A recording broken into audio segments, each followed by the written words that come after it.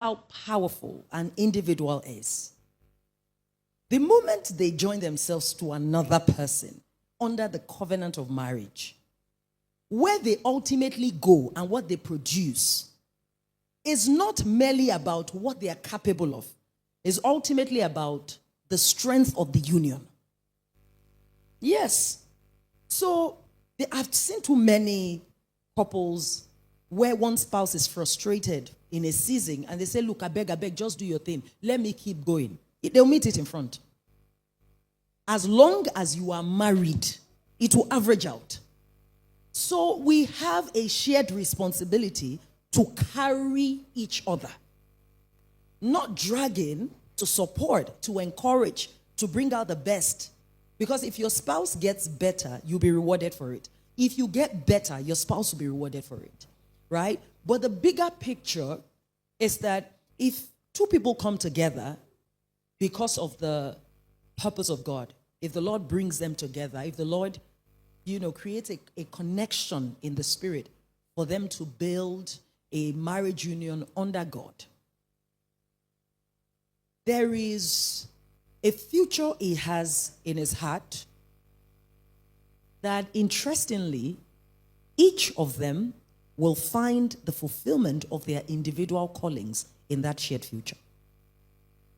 This is what I mean. In walking together, Sister Uyai and her husband. Before Sister Uyai met her husband, there were things God showed you and said to you about where he's taking you, about the calling on your life, about your assignment, about the gifts you are going to leverage to impact a people under God, about the collateral damage you create against the kingdom of hell, right? Images of the future. And you're stewarding these things in prayer, in proficiency, in partnerships, in purpose. You're growing, you're becoming more, you're maturing, you're putting your bankable talent to the use, you're following the leadership of the Holy Spirit. And even in your single life or your single season, you are seeing incremental manifestations, right? Season by season of the things God said to you. Imagine Sister Uyai's husband, he's somewhere doing his own stuff. He didn't even know yet that Sister Uyai was his wife, right? But he's praying about that future. God begins to show him things. God begins to paint images in his heart about the future, where he would go, the impact he will make, the fulfillment of a divine agenda that he will steward. Does it not blow your mind that Sister Uyai and her husband get married 2 years down the line, 5 years down the line, 10 years down the line, at every drawn surveyor line in the spirit where they stand, when they look at where they are, there is a fulfillment of what God said to each happening in that shared future. This can only be God. Do you understand what I'm saying? There were things God said to me. But in following PDK and being joined to him, our shared future is producing proof of individual callings. Do you understand this? In fact, if we get it right and we steward that marriage relationship the way we ought to, it will actually create the multiplier effect of getting us where God designed us to get to faster than we would if we were single. It's powerful. It's really profound. So the enemy and society or the pop culture tries to sell it to us that we lose when we get married, or at least one person loses. And many times it's often the female, right?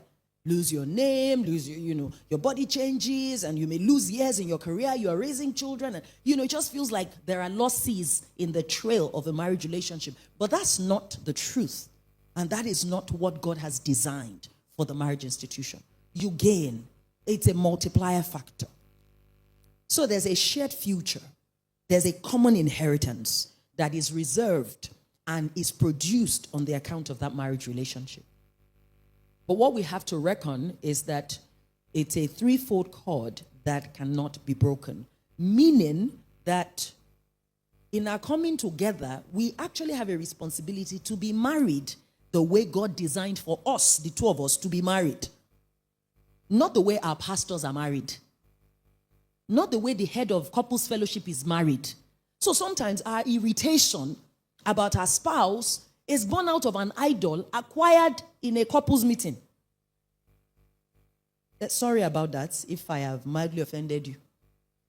Because couples, I mean, you can take this as a kind of a couples fellowship now. It's great. It's great. But what you ought to do is you take the scriptural principles and you ensure you don't template any human example. If this is something that is great, observe the virtues of it and implement. But implement in your own context. To give an example, let's say brother, man of God, came and when he held the mic, he was like, my wife and I, we fast twice a week. We have done it for 7 years, never missed it. Yeah, you know, there's a way that when you hear it, your heart will check within you like, they are the ones following God. Never missed it. And as a standard, we don't go to bed angry. Ogbeni, we go to bed angry. The air is that it depends on when the anger began so that the sun, you calculate the sun. I'm joking. I'm joking.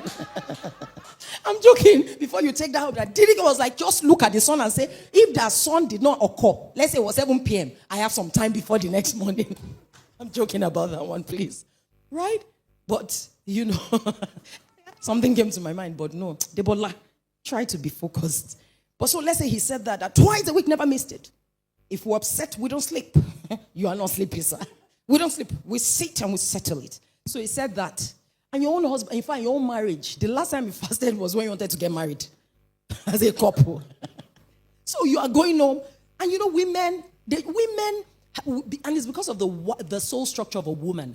A woman has what is called an affinitive soul when it's in original design.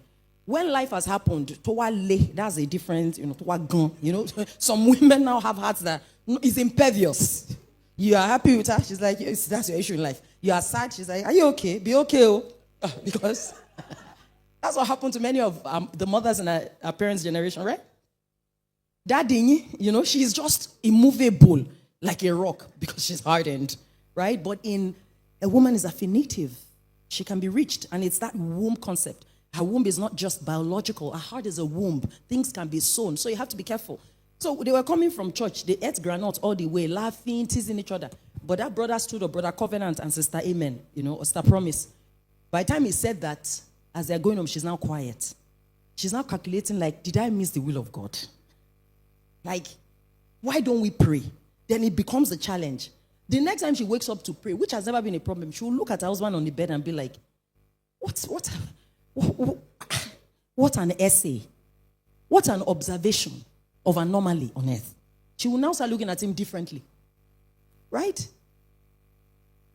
So, there's a way to be married. There's a way to be married in your own marriage. And this is not to say there won't be growth. This is not to say there won't be virtues acquired. There will be growth. But there's a way to be with your own husband, to be with your own wife. In fact, the analogy in root Greek words of the instruction to submit in Ephesians 5 and in 2 other parts of scripture. Do you know the graphic analogy of these root words is around when it talks about a woman submitting, the root word is to adapt to her own husband. And it's like to take how water takes the shape of the bottle that it's in.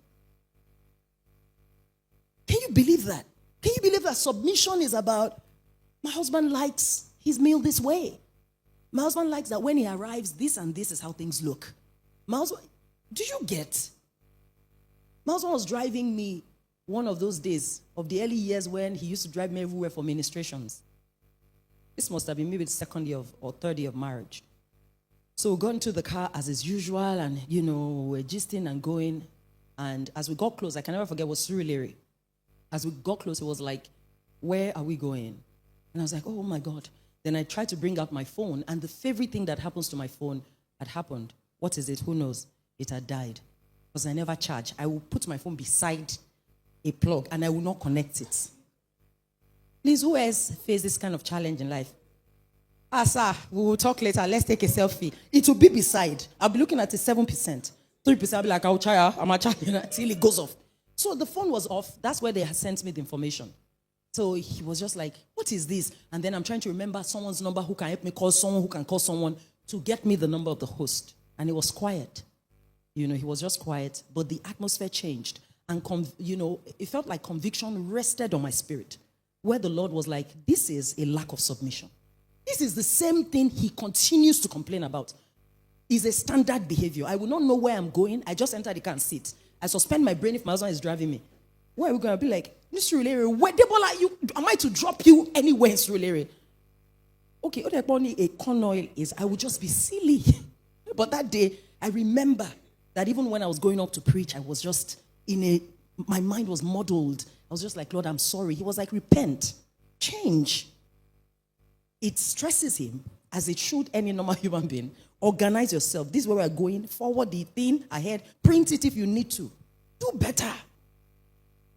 Just do better, So I was like, oh, okay, that's an example of submission. It may not mean, I don't know if there'll be any guy that won't mean anything to. But maybe someone just like, oh, to bear it. But he would just be like, this is irresponsible. You don't know where you're going. And it continued to happen. So how about we just look at the one God has given us?